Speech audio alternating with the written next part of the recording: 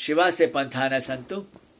राम जी से संबंधित एक प्रश्न आया था कि जनकपुर की पुष्प वाटिका में जब वे अपने भाई लक्ष्मण के साथ थे तो वहां माता जानकी को देखकर उनका मन विचलित हुआ, क्षुभित हो गया, चंचल हो गया, और इसका कारण वे समझ नहीं पा रहे थे और इस जमीनी सच्चाई को उन्होंने छुपाया नहीं, अपने भाई लक्ष्मण को बतलाया। और दूसरी ओर वही राम जी उसी युग में योग वशिष्ठ का जो प्रसंग है कि अयोध्या में भरी सभा में वे अपनी स्थिति स्पष्ट करते हुए कहते हैं कि उनको सांसारिकता से एक वितृष्णा सी पैदा हो गई है और तमाम आसक्तियों का वे उल्लेख करते हैं जिसने उनका कोई लेना देना नहीं रहा। तो वे कहां गए थे? विद्याधन पश्चात वे घूमने के लिए तीर्थों में गए थे और वहां जो समाज उन्होंने देखा, उसका जो व्यवहार देखा और फिर अपने घर आकर मनन चिंतन हुआ, उसको लेकर क्या भाव पैदा हुए योग वशिष्ठ के पाठक जानते हैं। दूसरी ओर जनकपुर में दूसरा व्यवहार है। क्या कारण है? क्या यह विरोधाभास है? एक शिक्षा दी गई है विधि के विधान के द्वारा कि जिसकी डोर जिससे बंधी होती है उसी को देखकर मन विचलित होना चाहिए, चलायमान होना चाहिए, हर किसी को देखकर नहीं। अगर हो रहा है तो अपनी साधना के द्वारा, अभ्यास के द्वारा उसे रोकना चाहिए। अभ्यासेन तो कौन्तेय वैराग्येण च गृह्यते। होता यही है कि मन चलायमान होता है और ये दोनों के लिए बात कही जाती है।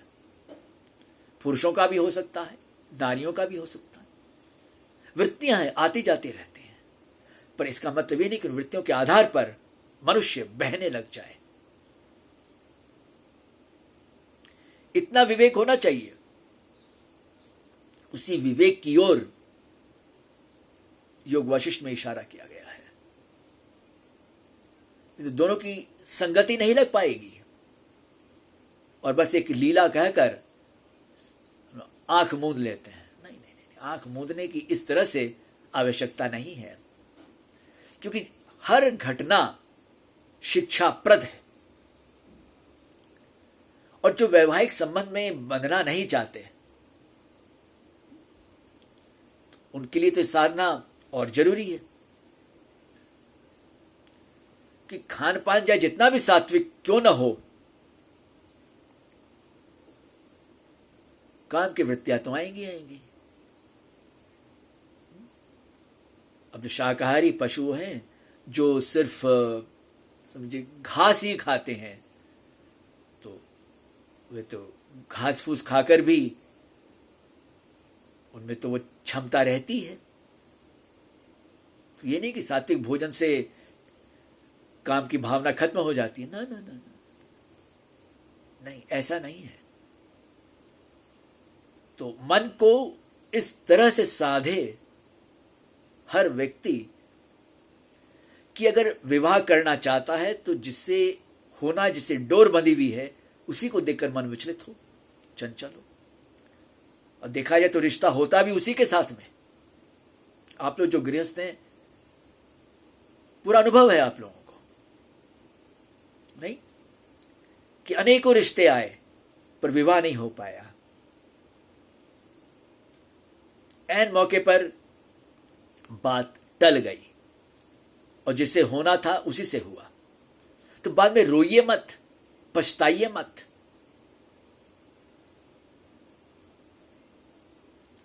वहां भी मन को विचलित ना होने दें, चलायमान ना होने दें और रिश्ते को बोझ ना समझें। तुलसी जैसी भवितव्यता वैसी मिली सहाय। तो राम जी का व्यवहार हम सबके लिए एक शिक्षाप्रद स्थिति पैदा करता है कि हम जाने समझें सोचें कि हमें करना क्या है।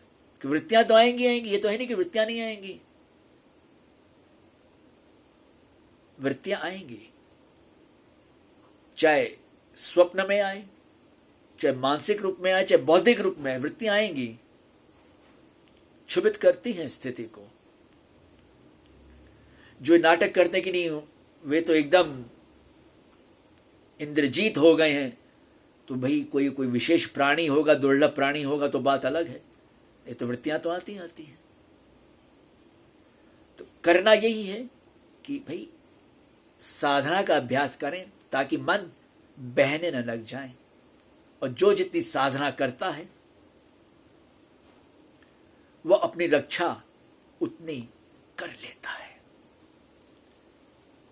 तो ये भाव रहने दें कि राम जी के व्यवहार का अर्थ बोधगम्य इसलिए नहीं हो रहा कि वो तो लीला थी। नहीं, ऐसी कोई बात नहीं है। ओम शांति।